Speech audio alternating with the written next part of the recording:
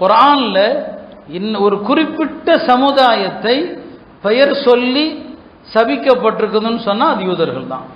யூதர்களை தான் குர்ஆன் பெயர் சொல்லி சபிக்குது. லுஇனல்லதீன கஃபரு மின் பனி இஸ்ராயீல் அலா லிசானி தாவூத் வ ஈஸா இப்னு மர்யம். பனு இஸ்ரவேலர்கள் சபிக்கப்பட்டாங்க தாவூத் அலைஹிஸ்ஸலாம் அவர்களாலும் ஈசா அலைஹிஸ்ஸலாம் அவர்களாலும் என்று நாம தினமும் ஓதுறோமே சூரா ஃபாத்திஹா. கைரில் மக்தூபி அலைஹிம், நபி ஸல்லல்லாஹு அலைஹி சொன்னாங்க, மக்தூபு அலைஹிம் என்றால் இறை கோபத்திற்குள்ளானவர்கள், இறை சாபத்திற்குள்ளானவர்கள். அவர்கள் யார்? ஹுமுல் யஹூத், அவர்கள் யூதர்கள். வேற எந்த ஒரு சமூகத்தையும் அல்லாஹ் இப்படி குறிப்பா பலிக்கல, சபிக்கல. இந்த ஒரு கூட்டத்தை தான் அல்லாஹ் சபித்தான். அதுக்கு என்னங்க காரணம்? அப்ப நாமளும் கைரில் மக்தூபி அலைஹிம் என்று சூரா ஃபாத்திஹால அந்த சபிக்கப்பட்ட கூட்டத்தை நினைவு கூறுகிறோம் என்று சொன்னா என்ன காரணம்? உலகத்துல யாருமே செய்யாத அனைத்து காரியங்களையும் செய்ய துணிந்த ஒரு கூட்டம் இவர்கள். எல்லா தீமைகளுடைய ஊற்று யாருன்னா யூதர்கள் தான். பாருங்க, அல்லாஹ்வையே குறை சொன்ன ஒரு கூட்டம் இருக்கிறான்னா உலகத்துல அது யூதர்கள் தான். பாருங்க, அல்லாஹ்வுக்கு இணை வைக்கிற எத்தனை பேர் இருந்தான். மக்கா முஷ்ரிக்கீன்கள் அல்லாஹ்வுக்கு இணை வைக்கிற ஒரு கூட்டம் தான். அல்லாஹ்வுக்கு என்ன வச்சாங்க. ஆனா அதே நேரத்தில் அல்லாஹ்வுடைய கண்ணியத்துல குறை வைக்கவே மாட்டான். அவன் இணை வைக்கிறதுக்கு கூட ஒரு சாக்கு போக்கு தான் சொன்னான். அல்லாஹ் தான் பெரியவன், அல்லாஹ் தான் பெரிய கடவுள். ஆனா அதே நேரத்தில் இந்த சின்ன கடவுள்கள் எல்லாம் அல்லாஹ்வை நோக்கி நாங்க நெருங்கிறதுக்கான உபகரணங்கள், இந்த குட்டி தெய்வங்களை கொண்டு அல்லாஹ்வை நெருங்குறோம் அப்படின்னு சொன்னோம். குர்ஆன் அதை சொல்லுது, மா நஅபுதுஹும் இல்லா லியுகர்ரிபூனா இலல்லாஹ், அல்லாஹ்ட்ட நெருக்கமாக்கி வைக்குன்னு சொல்லி இதை வணங்குறோம்னு சொன்னானே தவிர அவர்கள் கூட அல்லாஹ்வை இழிவுபடுத்தல. ஆனா உலகத்துல அல்லாஹ்வை இழிவுபடுத்தின ஒரு கூட்டம் இருக்குன்னு சொன்னா அந்த கூட்டம் யாரு தெரியுமா? யூதர்கள் தாங்க. அல்லாஹ்வை ஏலன்னு சொன்னான்.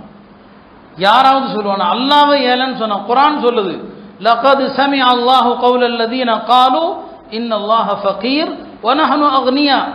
நாங்கெல்லாம் பணக்காரங்க, அல்லாஹ் ஏலன்னு சொன்னான். யாருங்க? யூதர்கள்.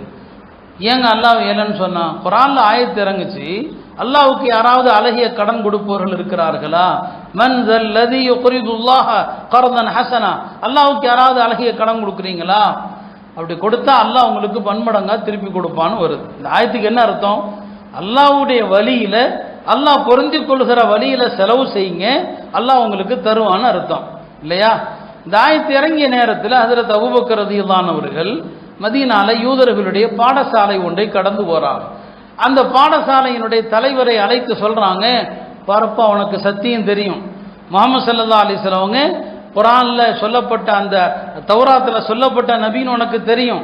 எனவே ஈமான் கொண்டு தொழுங்க, ஜக்காத்து கொடுங்க, அல்லாஹ்வுக்கு அழகிய கடன் கொடுங்கன்னு சொல்லிட்டார். அல்லாஹ் திருப்பி கொடுப்பான்னு சொல்லி. யாரு? அபூபக்கர் ரலியல்லாஹு அன்ஹு குர்ஆன்ல இருக்கிறது சொன்னார். அப்ப அந்த யூத தலைவன்ல ஒருத்தன் ஃபின்ஹாஸ், அந்த ஆள் கேட்டான், எப்போ அல்லாஹ் நம்மள்கிட்ட கடன் கேட்குறானா? அப்படின்னா கடன் கேட்குறவன் ஏழையா இருப்பான், கடன் கொடுக்குறவன் பணக்காரனா இருப்பான். அப்படி ஆனால் நாங்கள் பணக்காரர்கள், அல்லாஹ் ஏழை. எங்கள்கிட்ட அல்லாஹ் கேட்குறான்ல, அப்போ அல்லாஹ் ஏழை. அடுத்து அல்லாஹ் என்ன சொன்னான்? கடன் கொடுத்தீங்கன்னா நிறைய தருவேன்னு சொல்கிறான். அப்போ அந்த ஆள் சொன்னப்பாரு, அல்லாஹ் வட்டி வாங்கக்கூடாதுங்கிறான், ஆனால் அவன் நமக்கு வட்டி கொடுக்குறான். நம்மள்கிட்ட கடன் கேட்டுட்டு திருப்பி நிறைய தருவேங்கிறான். அப்போ என்ன அர்த்தம்? வட்டி அல்லாஹ் கொடுக்குறான்னு சொல்லி. எவ்வளவு பெரிய ஆணவம் பிடித்த ஒரு கூட்டம், யோசிச்சு பாருங்க. அல்லாஹ் அந்த அர்த்தத்தில் சொல்லுகிறானா என்ன? அல்லாஹ்வுடைய வழியில செலவு செய்யுங்கன்னு சொன்னா அல்லாஹ் கடன் கேட்டா அப்ப அல்லாஹ் ஏழை, நாங்க பணக்காரன். இப்படி உலகத்துல எந்த கூட்டமும் சொன்னதில்லைங்க. குர்ஆன் சொல்லுது அல்லாஹ்வை இழிவுபடுத்தினான்.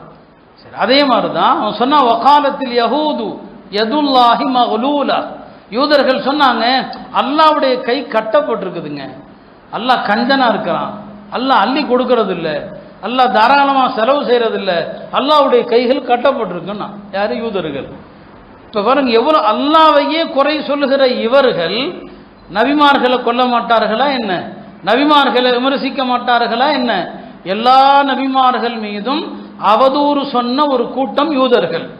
அப்ப இந்த யூதர்கள் உலகத்துல இவர்களை விட மட்டமான மோசமான ஒரு கூட்டம் உலகத்துல இல்லை. நீங்க மற்ற எந்த சமுதாயத்தையும் கூட இவ்வளவு மோசமா திட்ட முடியாது. ஆனா யூதர்களை திட்டலாம். ஏன்னா எல்லா கேடுகட்ட காரியங்கள் அவங்கள் தான். அவன் ஒன்ன சாதிக்கணும்னா அல்லாஹ் பாதுகாக்கணும், அவனுடைய பெண்களை வச்சும் சாதிப்பான். யாரு? யூதர்கள். உலகத்துல லஞ்சம், வட்டி, பொருளாதார முறைகேடுகள் என்னென்ன இருக்குதோ இந்த எல்லா முறைகேடுகளையும் உலகத்துக்கு அறிமுகப்படுத்தியவர்கள் யூதர்கள்.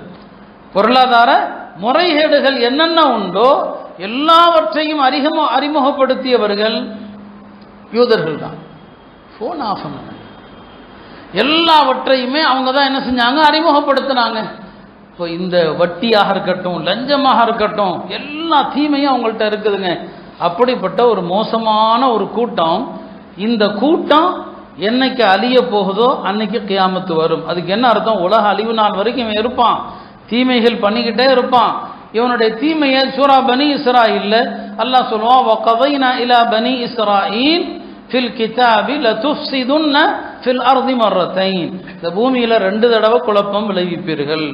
2 தடவைன்னு அல்லாஹ் சொல்றான். அந்த 2 யூதர்கள் செய்த அந்த 2 குழப்பங்கள் என்ன? இந்த 2மே நடந்து விட்டதா? 2 முறை தான் உலகத்தில் யூதர்கள் குழப்பம் செஞ்சாங்களா? இது விஷயத்தில் தஃப்சீர்ல ஆழமான கருத்துக்கள் இருக்குது. ஆழமான கருத்துக்கள். ஒன்றை மட்டும் நான் சொல்றேன். யூதர்கள் அவர்களுடைய மொத்த வரலாற்றில் அன்று முதல் இன்று வரை, யூத சமூகம் உருவானதிலிருந்து இன்று வரை அவர்கள் ஆட்சி செய்தது 2 தடவை மட்டும்தான். அதுக்கு மேல அவங்க ஆட்சி செய்யல.